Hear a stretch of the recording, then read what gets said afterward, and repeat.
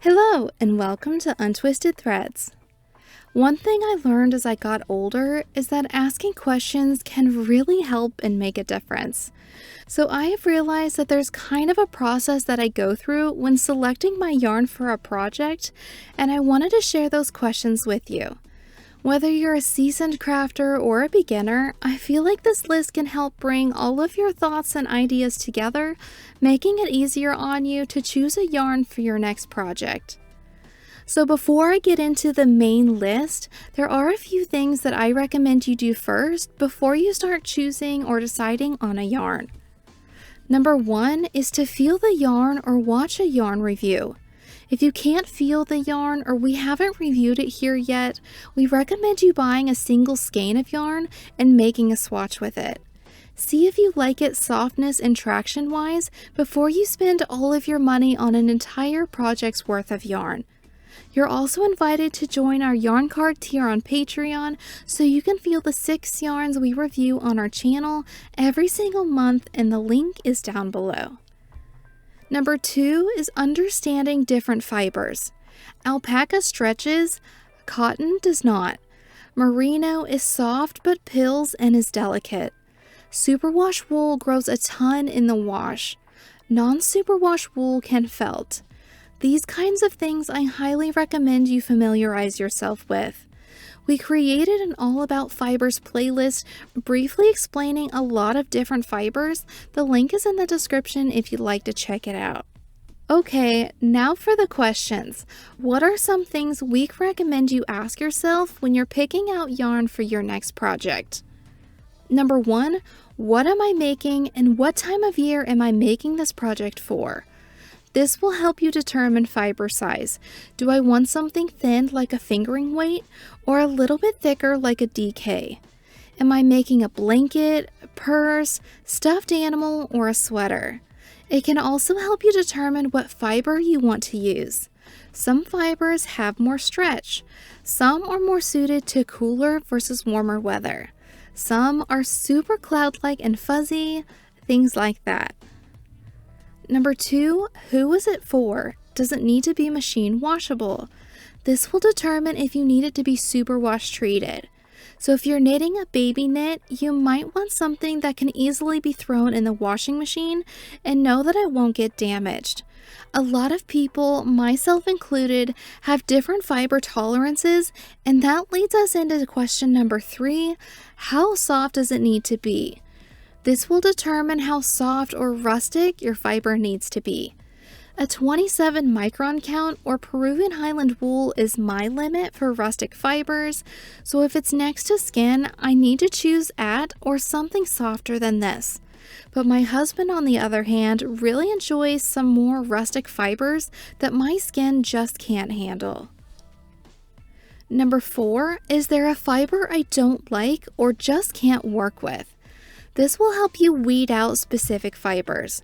Like for me, I usually weed out acrylic as an option because I can't stand it, and 99% of the time, the cons outweighs the pros for me, but you've probably already watched our acrylic yarns video. Maybe you find mohair itchy, so you might want to look for a fuzzy, blown alpaca yarn instead. Number 5, what is the budget?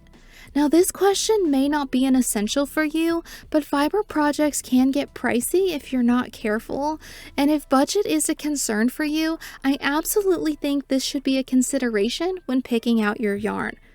Not only does this narrow down what yarns you can or can't use, but this can help determine fiber type and quality too. Do you need to find a soft merino because cashmere is not in the budget, or do you need to wait until the yarn goes on sale? So recently, I started thinking and planning a Christmas sweater in my head that I wanted to make for myself this year. Yes, I know it's spring, but I like to plan ahead. Anyways, I wanted to use a DK weight because that's my preferred weight to knit with and wear, and something woolly and hardy that would last. I don't have a preference of superwash versus non-superwash, as I wash all of my knitted projects by hand anyways. Now when it comes to softness, I know that my tolerance is a 27 micron count. This sweater doesn't need to be a super soft cashmere or merino. So at this point, I've weeded out merino since it's more delicate and softer than I needed. Acrylic wasn't even an option in my head because I'll be wearing this sweater. Cottons and plant fibers don't block well when it comes to color work, and well, I just didn't want to work with them for this project. My first thought when I wanted something hardy is a Peruvian Highland wool, and luckily it's fairly easy to find. And since this will be a colorwork sweater, I didn't want a yarn that was too round or bouncy. Something with just the right amount of twist and fuzz that the colors would just blend smoothly and not show every tiny imperfection. When it comes to budget, I'd like to keep my ending cost around or under $50, but I will consider a yarn if it's a little bit over budget in the case that it could go on sale or something.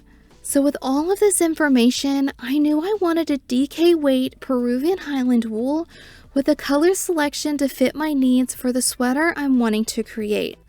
I really considered Cascade Yarns 220 as it's just a go-to workhorse yarn. I'm familiar with it and it has so many colors, but it was just a little bit too thick for what I wanted. I also really wanted to use Valley Yarns Northampton, another hardy wool, but again, it was just too thick. Now I was curious about a different yarn in particular, so I purchased a single skein of it to see what I thought about it first, and it actually ended up working out. I was pleased with it, and it had the colors I was looking for. So stay tuned for a review of that yarn this fall. Regular priced, it wasn't in my budget, but after I watched and waited for it to go on sale, it was in my budget, which was great. One thing I've also created that could be helpful for you too is a list of yarns that I have felt or worked with in the past that I love. This is just in a simple Word document that I can access at all times. I mostly organize them by fiber size and then even more to fiber types. Now I love organizing, so I had a lot of fun creating my own list, and I really do refer to it often. I couldn't possibly try and remember all of the yarns off the top of my head every time I'm thinking about a new project.